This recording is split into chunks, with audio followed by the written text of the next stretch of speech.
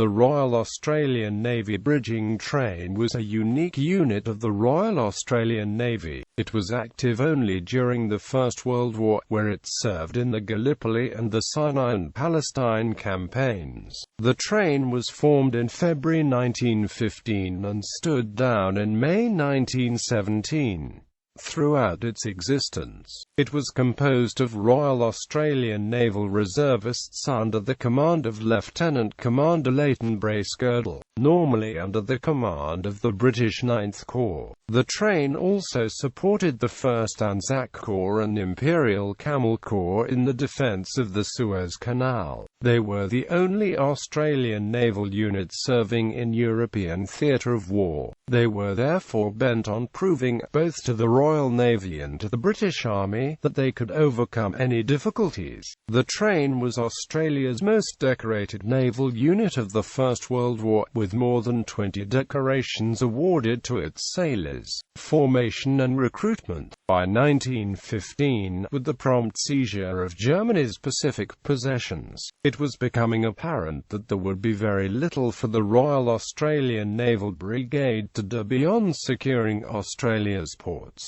It was also becoming obvious that trench warfare was going to be the main feature of the Western Front, and that engineering units were in strong demand. Reports reached Australia that even a naval contingent would be acceptable, as the 63rd Division, consisting of Royal Marines and Naval Reservists, was preparing to join the Western Front. Naval Board was quick to move of these reports, making this recommendation to the Minister for Defence. The Naval Board, having consulted the Chief of the General Staff as to most suitable method by which services of VAR officers and men can be made use of in the present war, proposed that an offer be made to the Home Government to supply 2 bridging trains, completed to war establishment, the same to be manned by naval ratings drawn mainly from ranks of VAR. It is proposed that, while retaining naval ranks and ratings in all other respects, the men comprising these trains should be paid, organized, equipped, and trained under military supervision. On the 12th of February, the government made the offer to the Imperial government to provide 1 bridging train, in accordance with Imperial war establishments.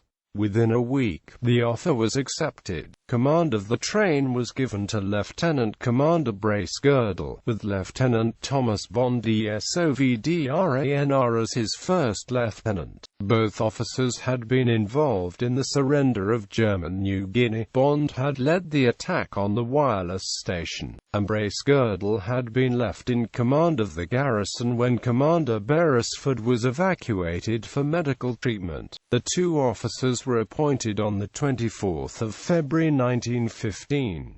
The train grew to 115 men by the 12th of March and was encamped on King's Domain, Melbourne. Bracegirdle and Bond had also discovered that no one left in Australian in either the Army or the Navy had any useful knowledge on the subject of bridging trains. They would have to wait for their pontoons and vehicles to be built, meaning a wait of at least 6 weeks before they would be able to begin training, and that almost all of the unit would need to be taught to ride on very few horses. The train embarked upon HMATA 39 Port Macquarie on the 3rd of June with, according to the train's medical officer, Dr. E. W. Morris, 5 officers, 3 warrant officers, 267 petty officers and other ranks, 26 reinforcements, 412 horses, 5 6-horse pontoons and trestle wagons, and 8 other vehicles. They were headed to Chatham, England to be trained in the construction of pontoons.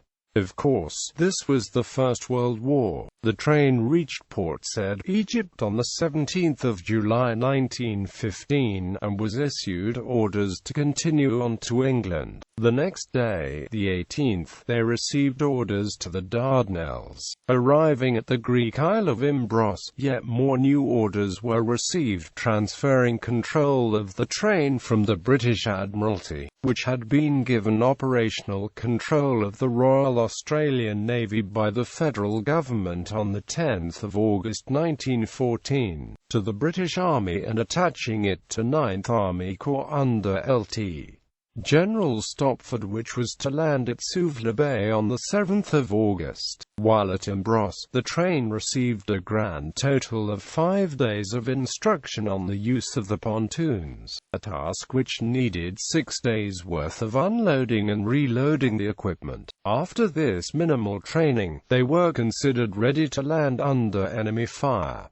Suvla Bay. At 5 a.m. on 6 August 1915, the train, embarked upon HMATA 53 Itria, reached its designated anchorage, and the landing was well underway. A party was sent ashore to find the best place to continue the landing, and where to later build the infrastructure to reinforce the corps. Mid-morning, when Bracegirdle attempted to confer with the 9th Corps Chief Engineer, Brigadier General E.H. Bland CBCMG, as ordered, but was unable to be found. This forced the train to sit idle until late afternoon, when they were tasked with putting together a temporary pier at a landing, which had been left without a party to construct it. It was the second day at Suvla when the train began to come into its own, constructing 2 piers and rowing the second into place at a beach, a trip of approximately 2 miles, for use by the lifeboats evacuating injured soldiers. The train assembled the 110 meters long structure in 20 minutes. The next few days were occupied with constructing further piers as well as landing troops and supplies to assist the landing and shifting the base from the landing point to Kangaroo Beach. Soon, the train was put in charge of the landing's water supply, something that had been neglected during the early stage of the campaign. As there was no supply available, water had to be brought by sea, or often in petrol tins. This responsibility was given to the train on the 12th of August. They were able to source 3 fire engines and some hoses, which, with the train's pontoons, were used to pump supplies brought from transport ships to tanks on the beach. The fire hoses were kept under guard, and eventually replaced with metal pipe, as soldiers would constantly make holes in it to get at the water inside. This was just some of the work that saw the train removed from the 11th Division and directly attached to the 9th Corps Engineers,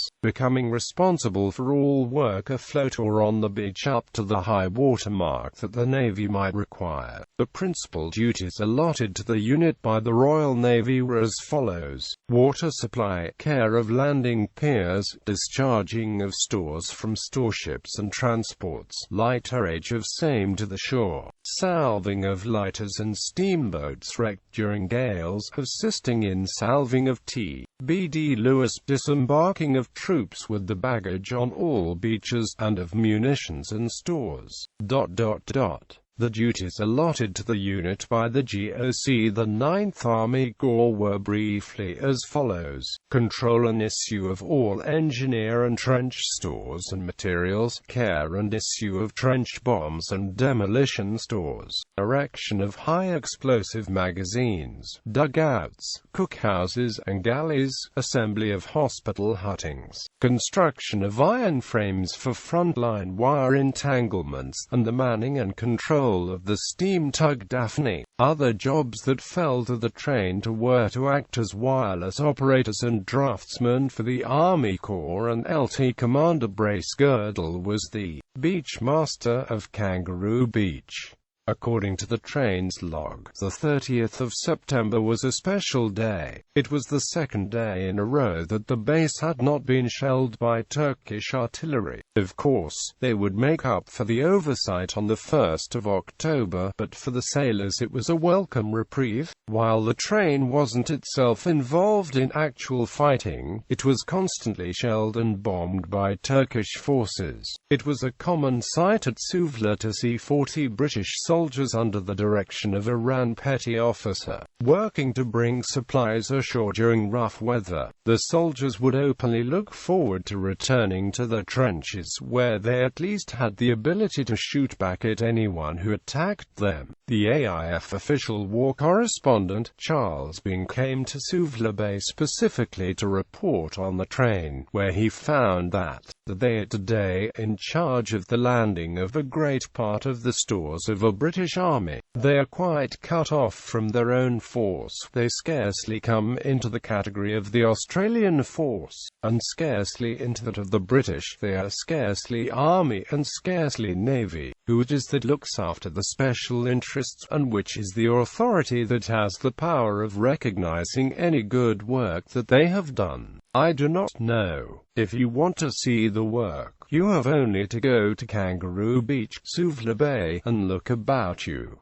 They have made a harbour. The supplies landed and distributed by the train were many and varied. This is a summary of munitions and stores discharged from the storeship Padstow during the month of September. Evacuation in November 1915. The British military hero Field Marshal Lord Kitchener toured the Dardanelles as part of his review of the Middle Eastern theatre of operations. After 2 hours at Anzac Cove, he instructed Lt. General Birdwood, the commander of the Mediterranean Expeditionary Force, to begin planning to evacuate the peninsula. Winter was coming and already too many soldiers were being taken sick and even dying of hypothermia and frostbite, while the Turks had been stubbornly holding the ground. Retreat made sense, aside from just one problem. Once the Turks figured out the troops were pulling back, the retreat would very quickly become a bloodbath. Once the official decision was made by the War Cabinet, preparations were made, carefully disguised to make it seem as though units that could be would be withdrawn to Mudros safely would be, leaving enough troops to defend the ground taken for the winter, while the bulk of the troops would return in spring for a new offensive. Troops and equipment started slipping away from the front and aboard Navy vessels from the 8th of December 1915. During the time, the train's log shows work parties completion construction of roads and buildings on the same day as other parties were disassembling other buildings and stocking supplies for transport, with shifts working around the clock. The sick list came down from 70 men before preparations began to a low of 7 on the 12th of December. The chief engineer of 9th Corps, General Bland, praised the train for its work in preparing to depart Suvla, saying that from the time the 1st RANBT joined the 9th Corps, all ranks have worked hard, cheerfully, and well. They have rendered most valuable services in connection with the construction and maintenance of landing piers, beach water supply, and the landing, charge of, and distribution of engineer material at Suvla, and have most willingly given the help in many other directions. The work has been continuously heavy, and they have done it well. A fine example of endurance, good organization, and discipline. The commanders were indefatigable in anticipating requirements and assisting whenever and wherever required. I bring them to your notice as two specially valuable and well-commanded units, which can be relied upon to do the best under difficult circumstances. The train was the last Australian unit to leave the Gallipoli Peninsula. A party of 50 men under Sub-Lieutenant Charles Hicks was left behind to oversee the evacuation of the British forces. They left at 4:30 a.m. on the 28th of December, 8 days after the evacuation of Anzac Cove. The train sailed to the Greek Isle of Mudros, along with the rest of 9th Corps. Suez Canal. On reaching Mudros, LT Commander Bracegirdle was hospitalized for malaria and jaundice, while command of the train was returned to the 11th Division from 9th Corps. The train was then temporarily transferred, on the 26th of December 1915, to the Australian and New Zealand Army Corps. Disciplinary matters, though, were handled by Admiral Sir Rosalind Weems, the Royal Navy officer commanding commanding the port of Montrose. By the 5th of February 1916, the transfer to 1st Ansar Corps was official. After recuperating at Mudros, the train set sail under command of Lt. Bond for Lake Timsah on the Suez Canal on the 17th of January, arriving there on the 21st. Here, at Suez Canal No. 2 section, the train was responsible for manning and controlling existing bridges, building new bridges, control of tugboats and lighters, and the distribution of stores. On the 11th of February, the train split into 3 sections, with Lt. Bond commanding 57 men at of Serapeum halfway between Lake Tisma and Bitter Lakes. Sub-Lieutenant Charles Hicks with 65 men at the northern approach to Lake Tisma, a place known as Ferry Point. Lt. Commander Bracegirdle had joined up with the train again on the 30th of January, and was in command at the main camp on Lake Tisma. Duties at the main camp were light, mainly consisting of experimenting with new iron pontoons, and assisting at the Ismailia Canal works. The 2 detachments, on the other hand, were used to operate the small vessels crossing the canal at all hours of the day and night, and also forming and breaking the pontoon bridges several times each day.